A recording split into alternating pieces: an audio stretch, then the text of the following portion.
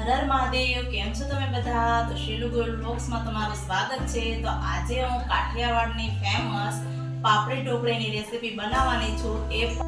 જો પાપડી ઢોકળી બનાવવા માટે મેં જો આવી પાપડી લીધેલી છે. આ પાપડી અને દાણા બે ભેગું લીધેલું છે અને આ 250 ગ્રામ છે. આને મેં ધોઈને અને વાટકામાં મેં કાઢી લીધેલા છે.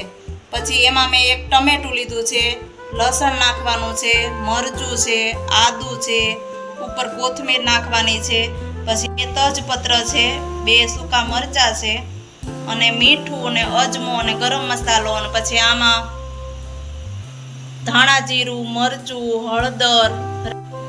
આ પાપડી ઢોકળી છે ને આપણે કુકરમાં બનાવવાની છે. કુકરમાં છે ને ફટાફટ બની જશે.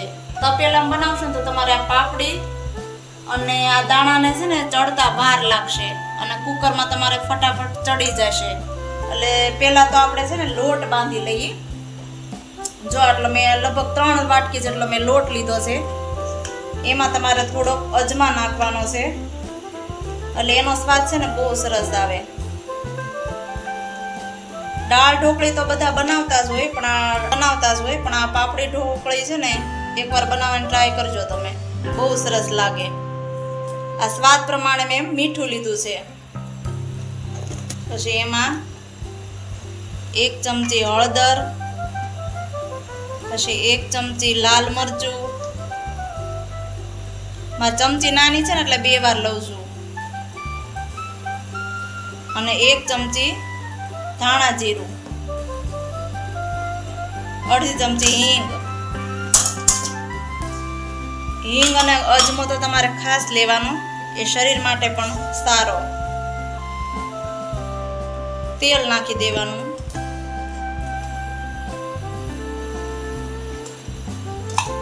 બહુ વધારે નહીં તેલ નાખવાનું, મીડિયમ. આપણે રોટલીમાં કેમ નાખીએ, જો આ રીતે બધું વ્યવસ્થિત રીતે મિક્સ કરી લેવાનું.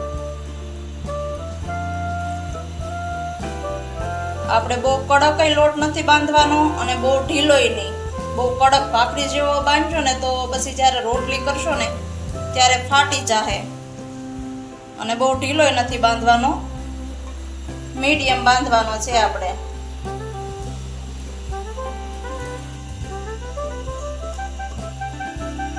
જો આપણે આમ થોડું થોડું પાણી લઈ અને બધો લોટ આમ મિક્સ કરી લેવાનો છે. બહુ જો ઢીલોય મેં નથી બાંધ્યો, બહુ કડકય નથી. 10 મિનિટ સુધી ઢેવા દેવાનો. ત્યાં સુધીમાં આપણે ઓલી પાપડીને વઘાર કરી લેવાનો છે. જો આપણો વ્યવસ્થિત રીતે લોટ બંધાઈ ગયો છે.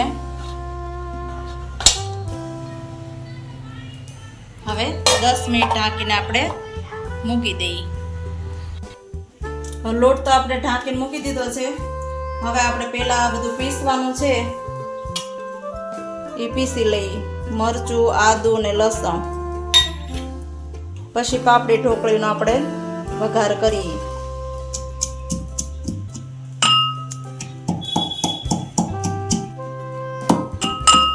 જો આપણે પીસી લીધું છે.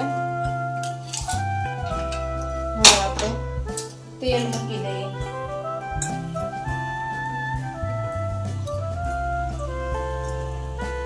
પાપડી ઢોકળીનો સ્વાદ બહુ સરસ લાગે.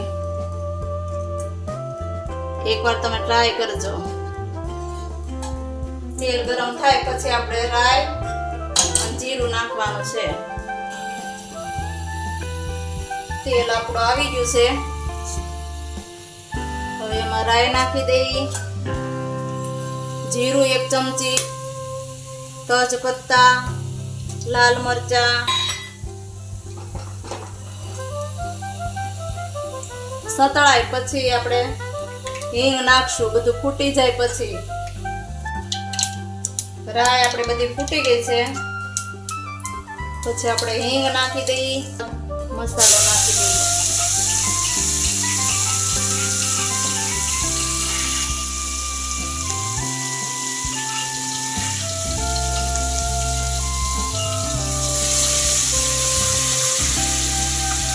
ગેસની ફ્લેમ તમારે ધીમી કરી નાખવાની.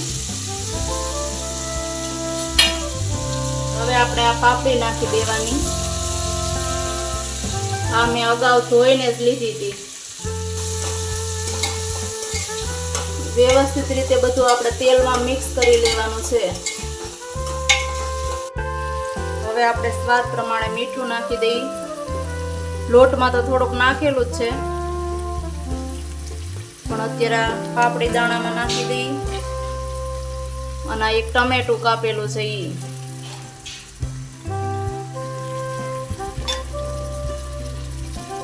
હળદર નાખી દઈએ.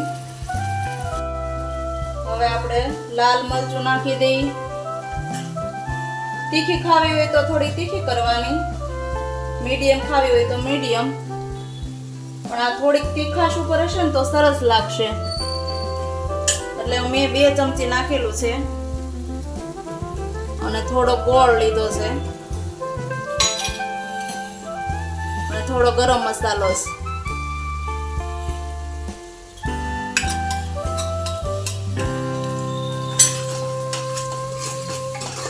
મિક્સ કરી અને આને પણ 1 મિનિટ સુધી રહેવા દે, એટલે આ બધો મસાલો છે ને વ્યવસ્થિત રીતે ચડી જાય. આમાં તમારે લીંબુ નાખવું હોય ને તોય નખાય, પણ મેં ટમેટું લીધું છે. મસાલો બધો ચડે ત્યાં સુધીમાં આપણે લુવા કરી નાખીએ.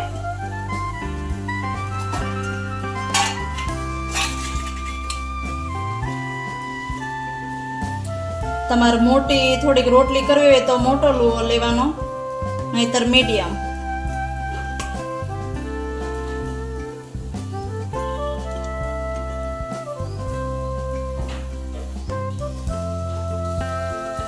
જો આપણો મસાલો બધો વ્યવસ્થિત રીતે ચડી ગયો અને સુગંધ સરસ આવે છે, તેલ છૂટું પડી ગયું છે. હવે અત્યારે તો 1 ગ્લાસ જ પાણી રેડું છું, કેમ કે આ દાણા ને એવું ચડી જાય. પછી આપણે ઢોકળી ચડવા માટે વધારે પાણી નાખશું. પેલા 1-2 સીટી કરી નાખીએ.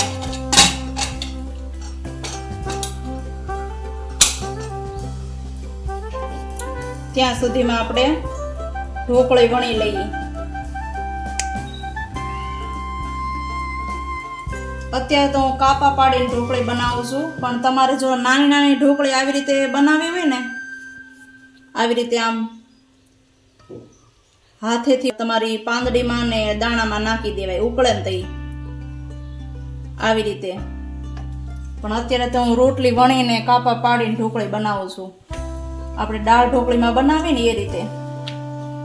થોડોક લોટ લેવો હોય તો તમારે લેવાય, એટલે વ્યવસ્થિત રીતે આ રોટલી છે આપણી ફરે. બહુ પતલી નથી કરવાની વણવાની, અને બહુ જાડી નથી રાખવાની, મીડિયમ છે. તમારે નાના મોટા જે પ્રમાણે કાપા પાડવા હોય એ પ્રમાણે તમારે પાડી લેવાના. આ રીતે ચોરસ પાડવા હોય તો ચોરસ. આપણે તો જો ત્રિકોણ આકાર પાડ્યા છે. હવે ડીશમાં લઈ લઈએ.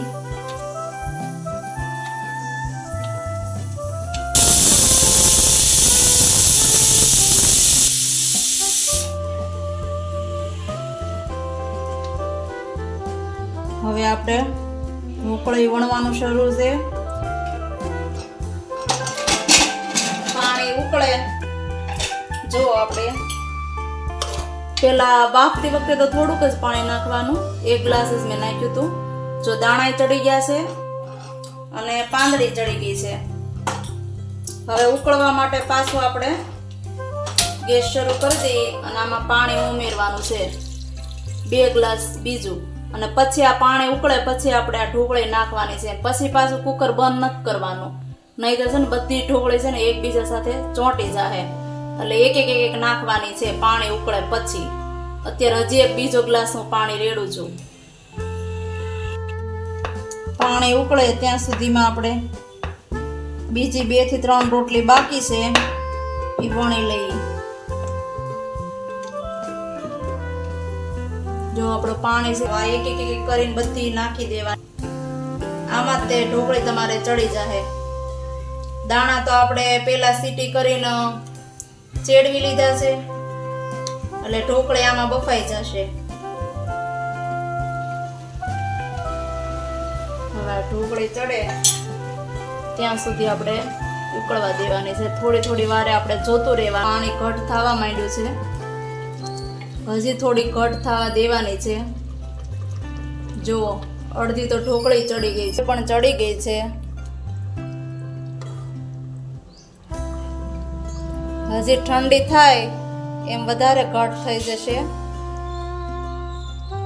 એટલે હવે આપણે ગેસ બંધ કરી દઈએ. જો આપણે હવે કુકર નીચે લઈ લીધું છે. સરસ મજાની કાઠિયાવાડી પાપડી ઢોકળી તૈયાર થઈ ગઈ છે. આપણે ઉપર નાખી દઈએ હવે કોથમીર. આ પાપડી ઢોકળી ખાવાની એટલી મજા આવે ને એની સાથે જો પાપડ ને ડુંગળી હોય તો કાંઈ ન ઘટે. આપણે હલાઈ નાખી અને ડીશમાં કાઢી લઈએ.